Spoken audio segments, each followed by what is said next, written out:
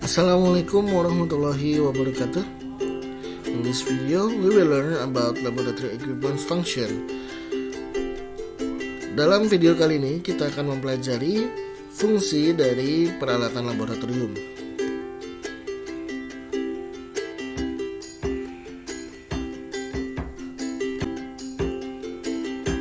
Safety equipments.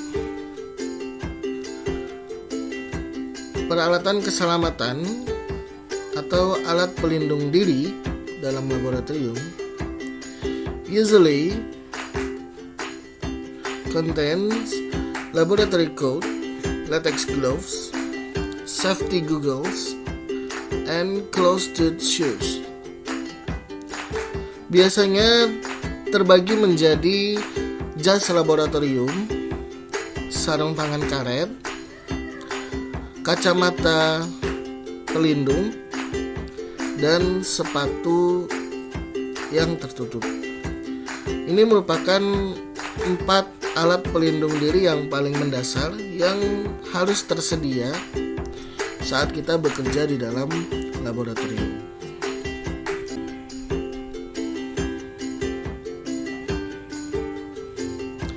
Laboratory equipments, by its function, can be divided into containers used for containing chemicals or reaction process, measurements used for measure certain properties, and supporters used for support other equipment function. Peralatan laboratorium berdasarkan fungsinya dapat dibagi menjadi 3. Yang pertama adalah sebagai wadah yang digunakan untuk menampung bahan kimia atau untuk menampung proses reaksi. Fungsi yang kedua untuk pengukuran. Pengukuran di sini dapat digunakan untuk mengukur berbagai jenis sifat, mulai dari massa, volume, temperatur, dan yang lain-lain. Dan fungsi yang ketiga adalah sebagai alat pendukung, di mana alat-alat ini tidak memiliki fungsi apabila dia tidak digabungkan dengan alat yang lain, sehingga fungsinya adalah untuk mendukung kinerja dari peralatan yang lain.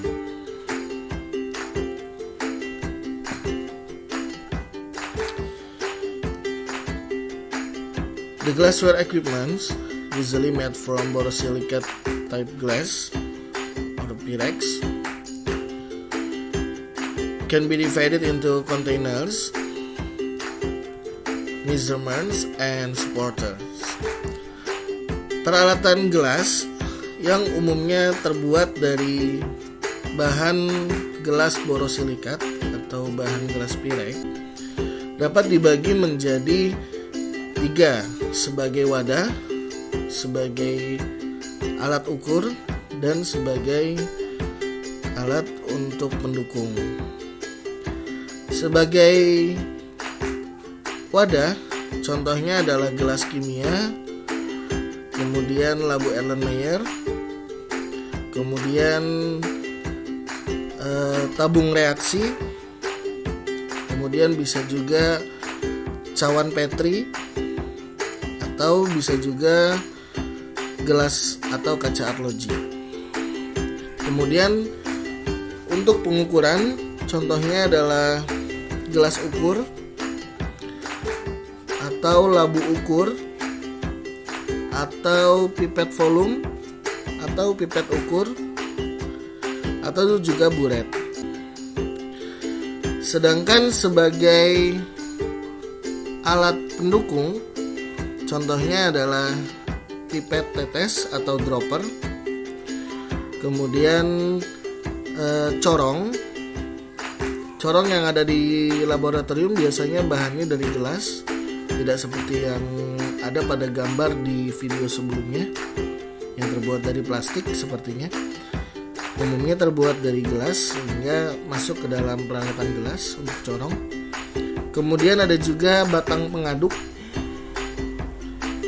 yang terbuat juga dari bahan gelas.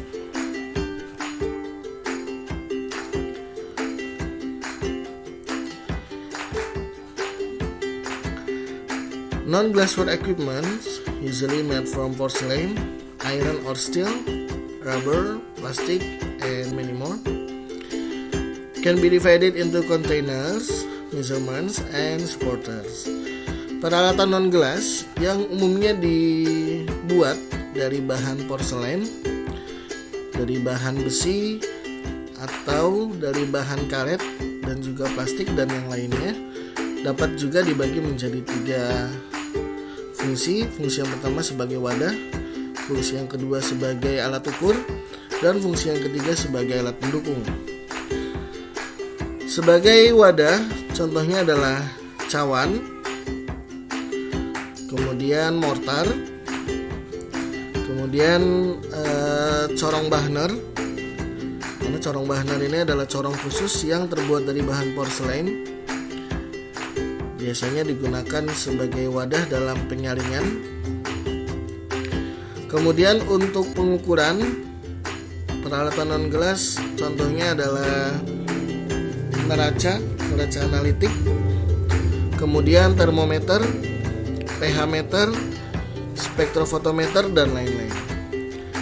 Sedangkan untuk peralatan non-glass sebagai bahan pendukung atau peralatan pendukung, ini merupakan yang paling banyak. Di antaranya adalah statif, klem, kemudian kerustang, spatula, dan masih banyak lagi peralatan non-glass lainnya yang fungsinya sebagai alat pendukung. That's all from this video. Thank you for your attention. Assalamualaikum warahmatullahi wabarakatuh.